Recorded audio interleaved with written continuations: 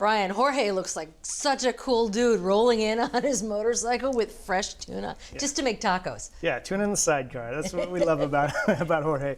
Well, and I also loved hearing about his dad, who was a chef, because you could tell cooking was just in Jorge's blood. Yeah, he's so creative. He's, innovating in the space. He grew up with his food, and now he's riffing on it, and he's creating his own combination. He's got this pitch-perfect palate.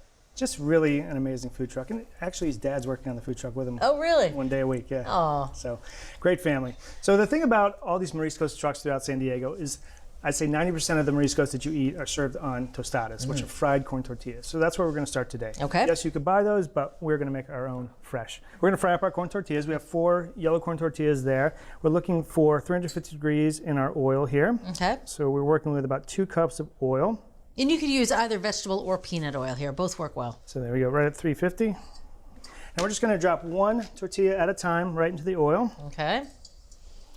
And we'll just give it a light press with a potato masher just to keep it flat. We're not looking to create a taco bowl, so we don't want to weigh down heavily in the center because otherwise the sides might tend to pop up. Just really trying to keep it flush and flat. Well, let's just go for about 60 seconds until it crisps up on the first side. So that's been about 60 seconds on the first side. We'll give it a flip. And now we don't need to press any further. We'll just let it cook for about 30 seconds on the second side to get nice and crispy. All right, so that tostada is nice and crispy. I'll just shake off the excess oil, put it on a paper towel lined sheet. I like to just give it a few seconds on one side, flip it over to the second side just to wick away any of that surface oil. And then anytime anything comes out of the fryer, you want to season it with a little bit of salt right away. So we're just going to sprinkle it lightly with salt. And we're going to continue frying until we finished all 4 of our tostadas.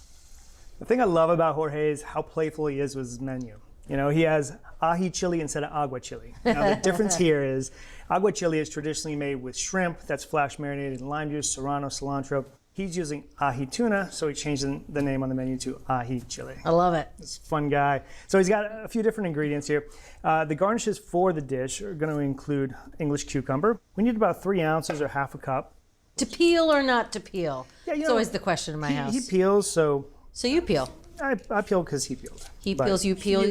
These are thin-skinned cucumbers. They're not like the thick, waxy skins of a hothouse cucumber that you can definitely feel as you chew. So, then we're going to slice this in half lengthwise, and then we're just going to slice it really thin.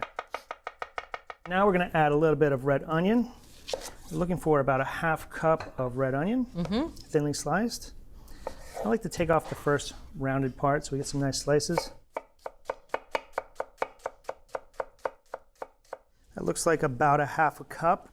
And then we're going to add some serrano chili. So we'll just slice this up into thin rounds. You could use half, use the whole thing. I think we're gonna use the whole thing. One of the most interesting ingredients he adds to his ají chili is a little bit of chopped pineapple. So that's cut in about 1/2-inch pieces. 3/4 cup of pineapple into 1/2-inch pieces. Love what you're watching? Take your cooking to the next level with our Essential membership. Get instant access to thousands of recipes, tips, techniques, product reviews, and step-by-step videos. Our members app allows you to search by ingredient, set dietary preferences, and save your favorite recipes. For those looking to level up, our newest feature, ATK Classes, offers more in-depth instruction led by ATK experts, so you can gain greater confidence in the kitchen. Start your free trial by visiting the App Store or going to americastestkitchen.com/YouTube today. Let's talk about the star of the show, which is the tuna. It's gorgeous. Thank you. I've brought up the entire tuna loin here just to show you. We're only going to need 1 pound of this, but I wanted to point out a few key factors here. When you're shopping for tuna, you want to keep an eye out for the bloodline. The recipe calls for 1 pound of usable sashimi-grade or sushi-grade tuna. So if you buy a piece that has a little bit of bloodline, you're going to have to account for that waste. So maybe buy 1 1/4 pounds. And the same holds true for this belly portion here, down here at the back, tail portion of the loin that has a little bit more sinew in it.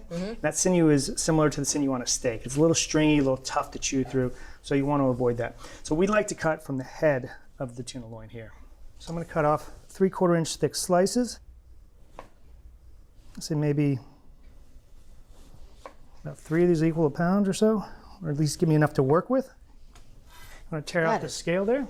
That is gorgeous, Brian. Yeah, I love this dish. 1 pound of usable tuna right there. Nicely done. Nailed that, huh? Yeah. So we're going to cut this into 3/4-inch thick chunks. Okay, now are you going to trim anything away? Are you looking for anything that you don't want in the dish? No, this loin is perfect. This is all usable stuff right here. Okay. All right, so now we're just going to cut this crosswise into 3/4 inch chunks. So this is a more expensive cut of fish, but at the end of the day, we're using 100% of it. Yep. And we can just drop this back into our bowl. Gorgeous.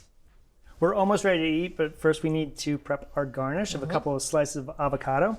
So I'm going to cut the avocado in half, kind of twist it off so the seed comes separate, and then I'll use a spoon just to scoop it out. And then we want to get some of that nice look of the avocado. You could obviously use any of this, but we're just going to make a few thin slices like this.